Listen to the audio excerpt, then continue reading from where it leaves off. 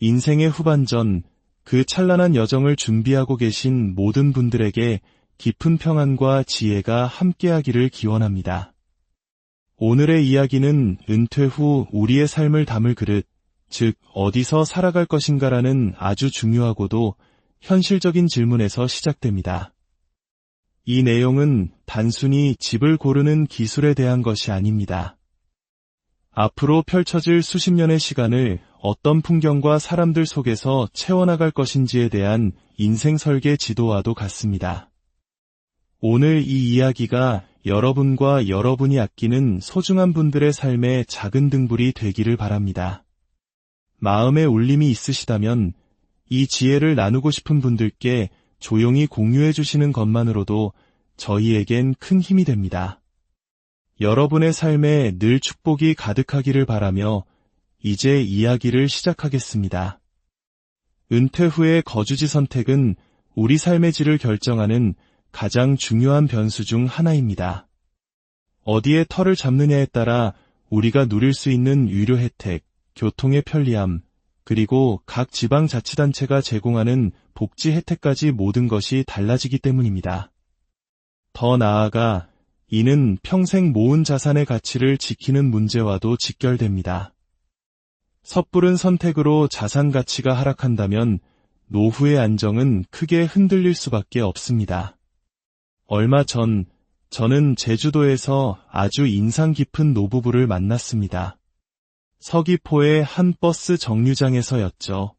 80세가 훌쩍 넘어 보이는 연세에도 불구하고 두 분은 아주 멋지고 단정한 옷차림으로 버스를 기다리고 계셨습니다. 한눈에 봐도 젊은 시절 참 멋진 삶을 사셨을 것 같은 기품이 느껴졌습니다. 이런저런 이야기를 나누다 보니 두 분은 서울이 고향이며 은퇴 후 꿈에 그리던 제주살이를 시작한 지 벌써 10년이 되었다고 하셨습니다.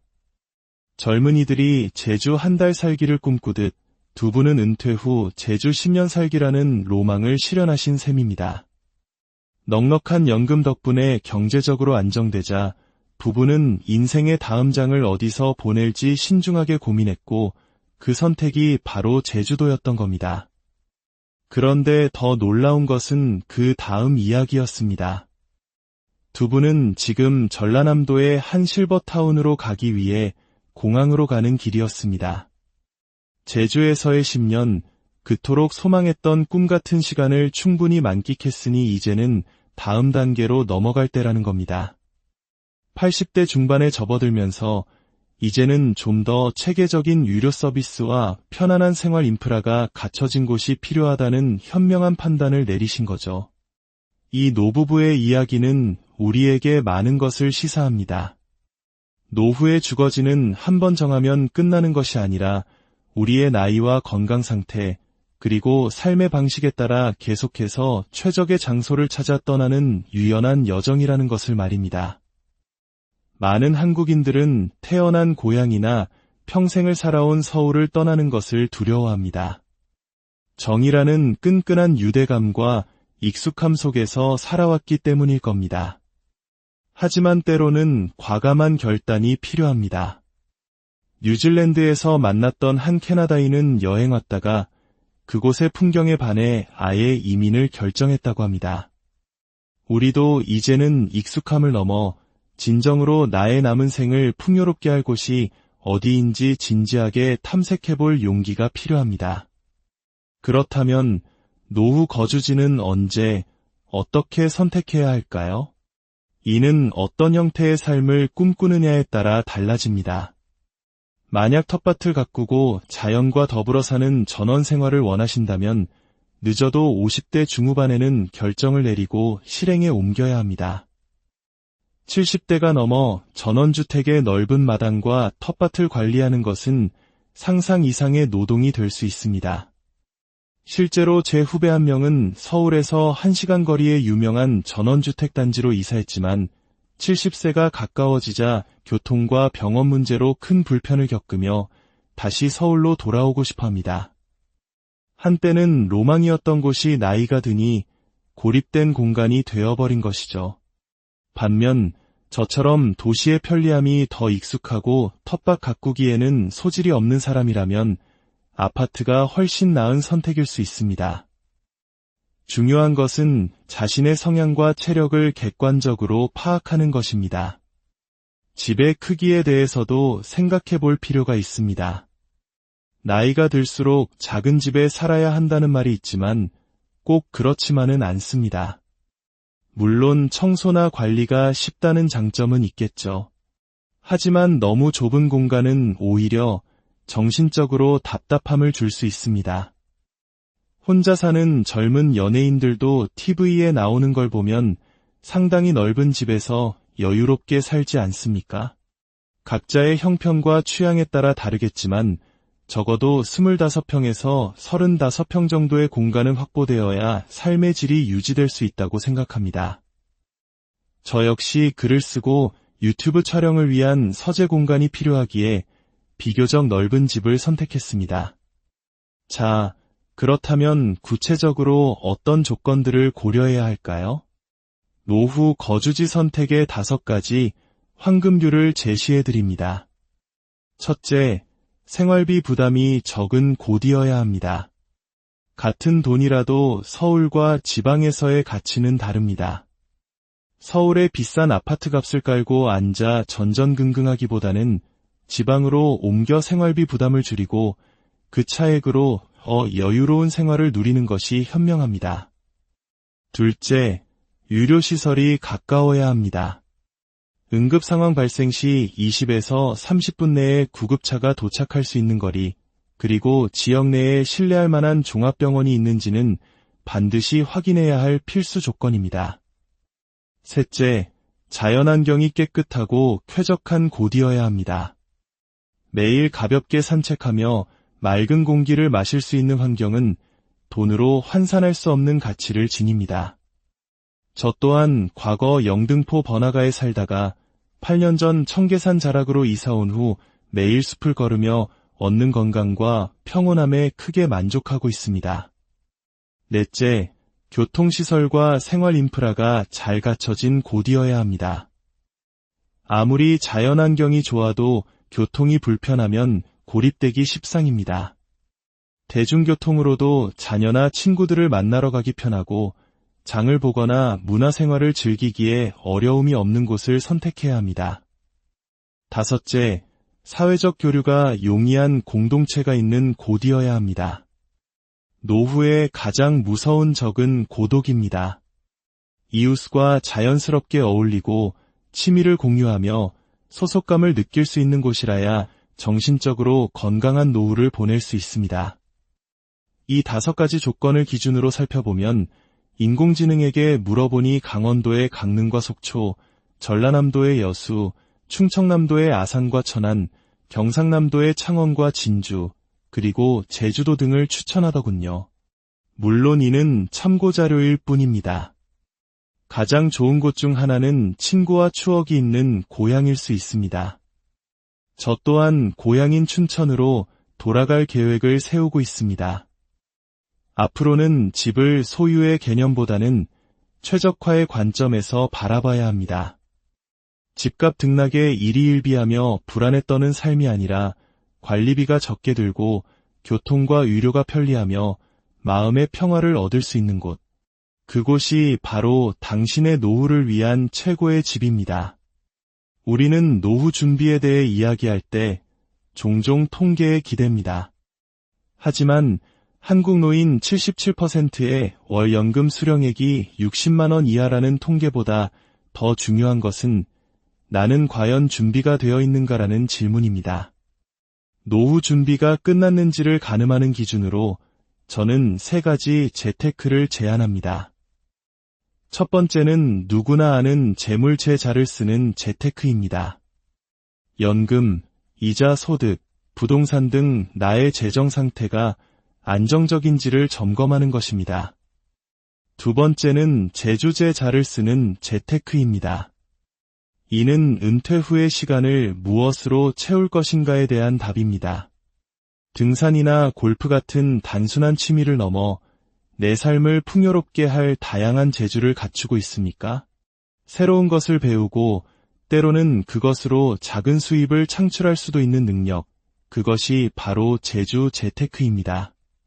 취미는 다양할수록 좋습니다. 이것도 할 줄 알고 저것도 즐길 줄 아는 사람은 결코 지루할 틈이 없습니다. 세 번째는 존재할 제 자를 쓰는 재테크입니다. 이것은 내가 이 사회와 주변 사람들에게 어떤 모습으로 존재할 것인가에 대한 성찰입니다. 품격 있는 노년을 준비하는 것이죠.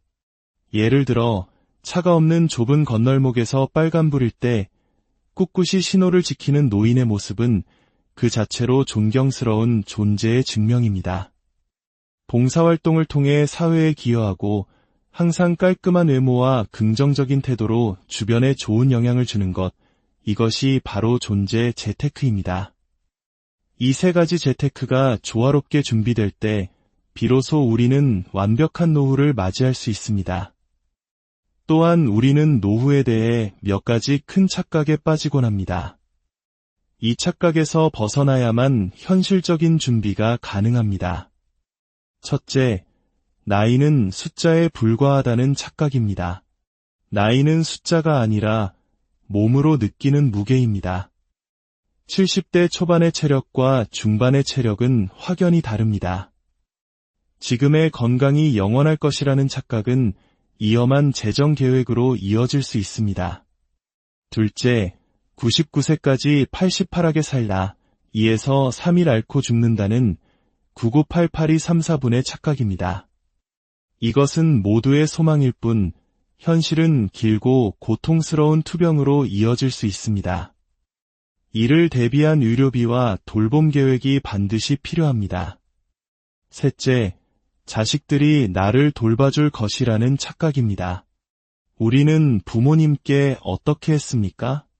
내가 부모님께 자주 전화하지 않았다면 내 자식도 그럴 가능성이 높습니다. 자식들은 그들만의 힘겨운 인생을 살아가고 있습니다. 그들에게 기댈 생각을 버려야 합니다. 넷째, 배우자와 끝까지 함께할 것이라는 착각입니다. 통계적으로 여성이 남성보다 6에서 8년 더 오래 삽니다. 결국 우리는 언젠가 홀로 남겨질 시간을 준비해야 합니다. 혼자 밥을 차려 먹고, 혼자 병원에 가고, 혼자서도 꿋꿋이 살아갈 수 있는 정신적, 육체적 독립을 준비해야 합니다. 이러한 착각에서 벗어나 현실을 직시할 때 우리는 비로소 진정으로 자립적인 노후를 설계할 수 있습니다. 은퇴 후에도 재취업을 통해 평생 현역으로 사는 것도 좋은 방법입니다. 여기서 현역이란 꼭 돈벌이만을 의미하는 것이 아닙니다. 1인 기업을 창업하든 자격증을 따서 새로운 일을 시작하든 혹은 소소한 봉사활동이든 세상과 연결될 끈을 놓지 않는 것입니다. 아무것도 하지 않고 40년을 보낸다는 것은 상상만 해도 끔찍한 일입니다. 이를 위해 젊었을 때부터 라이프워크, 즉 평생 동안 심취할 수 있는 일을 찾아야 합니다. 저에게는 글쓰기가 그것이었습니다. 31살 때부터 시작한 글쓰기가 지금의 저를 있게 한 원동력입니다. 여러분의 라이프워크는 무엇입니까?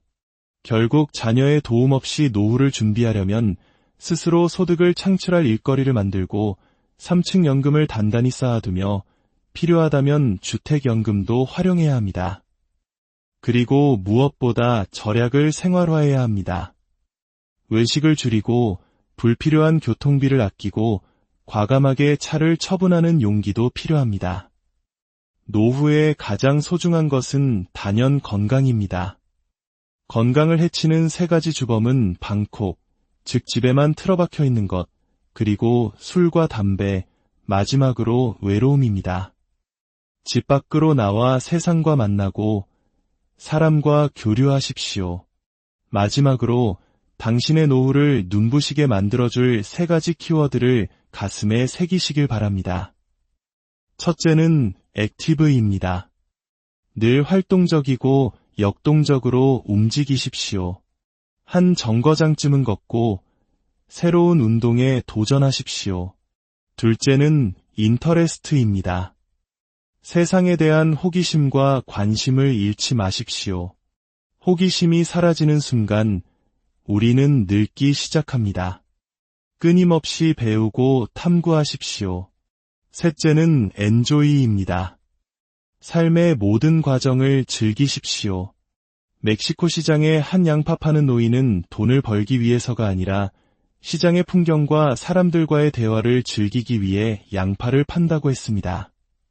텃밭을 가꾸는 고단함 속에서도 등산길의 가파른 숨결 속에서도 즐거움을 찾아내십시오. 소설가 김홍신 선생은 죽음의 고비를 넘긴 후 이렇게 말했다고 합니다. 죽음에 대비하는 가장 좋은 방법은 오늘 지금을 즐기는 것이다. 탤런트 김혜자 선생님의 말씀처럼 오늘을 사세요. 눈이 부시게 여러분, 내일이 없을 것처럼 오늘을 사랑하고 5년 후에 세상이 끝날 것처럼 오늘을 소중히 여기십시오. 여러분의 남은 모든 날들이 눈부시게 빛나기를 진심으로